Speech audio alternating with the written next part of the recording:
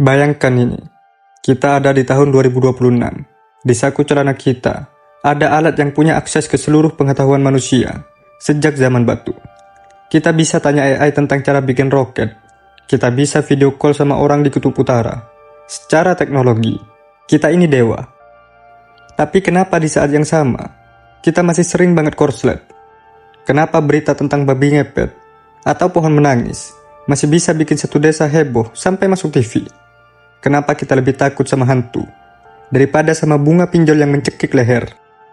Hari ini, gue mau ngajak kalian bedah satu hal yang mungkin bikin kuping panas. Tragedi logika di Indonesia. Kita bakal bahas kenapa masyarakat kita seringkali punya gadget dewa, tapi logika purba. Siapkan kopi kalian, karena ini bakal agak panjang dan sedikit menampar. Mari kita mulai dari akar masalahnya. Mentalitas jalan pintas. Dulu, kalau kakek buyut kita mau kaya tanpa kerja, mereka pergi ke gunung, bawa sesajen, cari pesugihan. Sekarang, gunungnya pindah ke layar HP. Namanya berubah jadi slot, binary option, atau investasi robot yang janjinya gak masuk akal. Logikanya masih sama, pesugihan. Kita masih percaya pada kekuatan ajaib yang bisa bikin uang kita beranak pinak dalam semalam, tanpa kita harus punya skill.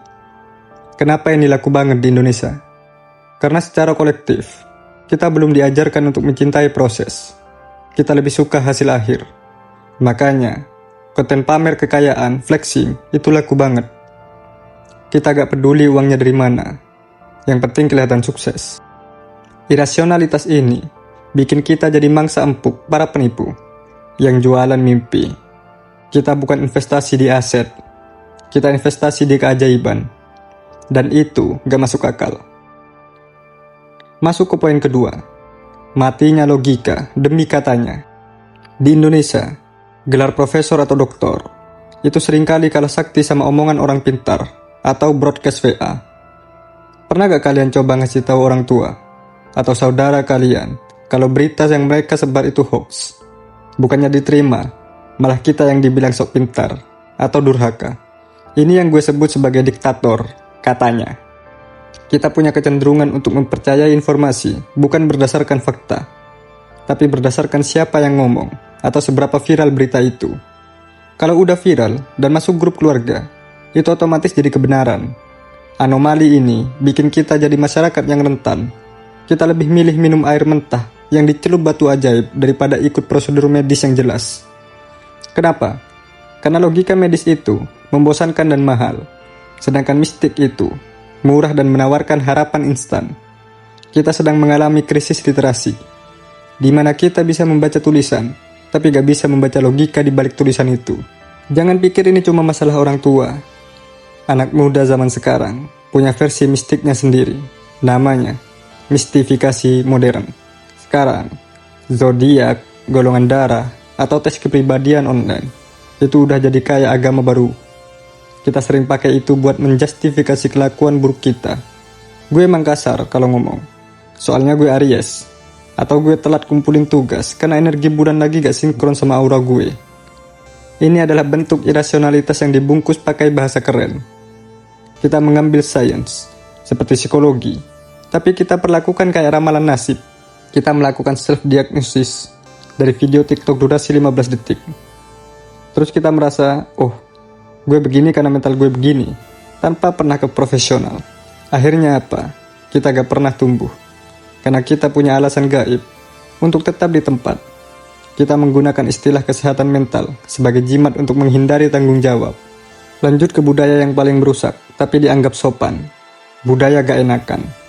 Ini adalah budaya paling gak masuk akal yang kita pelihara. Kita seringkali mengorbankan logika finansial dan kesehatan mental demi menjaga perasaan orang lain yang bahkan gak peduli sama kita. Pernah gak kalian datang ke acara nikahan orang yang gak kalian kenal, tapi kalian bela-belain beli baju baru dan kasih amplop gede, padahal kalian lagi bokeh? Atau kalian minjemin uang ke temen yang jelas-jelas tukang tipu cuma karena sungkan buat nolak? Ini adalah kegagalan logika dalam menetapkan boundaries atau batasan. Di Indonesia, jujur itu sering dianggap jahat, dan pura-pura itu dianggap sopan. Akibatnya, kita hidup dalam kepalsuan kolektif. Kita capek sendiri karena harus memenuhi ekspektasi orang lain yang standar logikanya aja gak jelas. Kawan-kawan, dunia di tahun 2026 ini bergerak sangat cepat. Kalau kita masih bawa beban logika purba ini, kita bakal ketinggalan. Bukan ketinggalan teknologinya, karena kita pasti beli gadgetnya, tapi kita ketinggalan kualitas hidupnya. Mistik itu indah, sebagai seni atau cerita rakyat, tapi jangan jadikan landasan hidup. Tradisi itu bagus untuk dihormati, tapi kalau tradisi itu menghambat kamu untuk maju dan berpikir jernih, mungkin sudah saatnya tradisi itu kita pensiunkan. Langkah pertamanya simple, berani bertanya kenapa. Jangan telan mentah-mentah apa yang kalian lihat di layar. Jangan sungkan untuk dibilang sok pinter, hanya karena kalian mencoba menggunakan logika.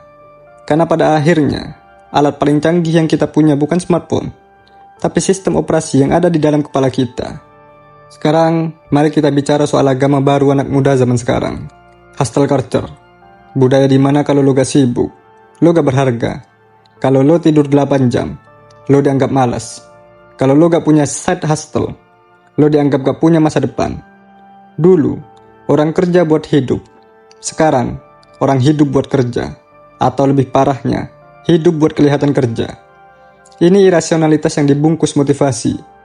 Di Indonesia, hustle culture seringkali berubah jadi glorifikasi rasa capek. Kita bangga banget pamer mata banda, bangga pamer minum kopi gelas kelima, bangga bilang, gue baru tidur jam 3 pagi demi project ini. Tapi coba kita jujur, seberapa efektif kerjaan lo? Atau jangan-jangan, lo cuma scrolling di depan laptop yang terbuka? Kenapa gue bilang ini gak masuk akal? Karena di tahun 2026, teknologi harusnya bikin kita kerja lebih cerdas, bukan lebih lama. Kita punya AI yang bisa motong waktu kerjaan administratif. Tapi kenapa kita malah makin stres? Jawabannya validasi sosial.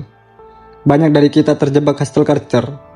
Bukan karena butuh uangnya, tapi karena takut dianggap kalah sama temen di Instagram. Kita terjebak dalam perlombaan lari yang garis finishnya aja gak ada. Kita mengorbankan kesehatan, hubungan sama keluarga, bahkan kewarasan kita cuma buat mengejar standar sukses orang lain yang mungkin sebenarnya mereka juga lagi acting sukses. Inilah paradoksnya. Kita kerja keras sampai tipes buat bayar tagihan rumah sakit yang muncul gara-gara kita kerja terlalu keras. Logika kita mati karena ketakutan akan tertinggal atau FOMO. Lebih ngerinya lagi, hustle culture ini sering dimanfaatkan oleh sistem. Kita diajarkan untuk mengeksploitasi diri sendiri. Kita merasa bersalah kalau lagi istirahat. Pas lagi liburan, otak masih mikirin email. Pas lagi makan sama pasangan, tangan masih balas chat klien. Dampaknya apa? Burnout massal. Kita jadi generasi yang sumbunya pendek, gampang marah, dan kreativitasnya mati karena otaknya cuma mikirin target. Kita lupa kalau manusia itu bukan mesin. Mesin aja butuh maintenance, apalagi lo. Video ini mungkin bikin beberapa orang tersinggung, dan itu gak apa-apa, karena perubahan biasanya dimulai dari rasa gak nyaman. Menurut kalian, apa hal yang paling gak masuk akal yang masih sering terjadi di sekitar kalian di tahun 2026 ini? Tulis di kolom komentar. Gue pengen tahu perspektif kalian.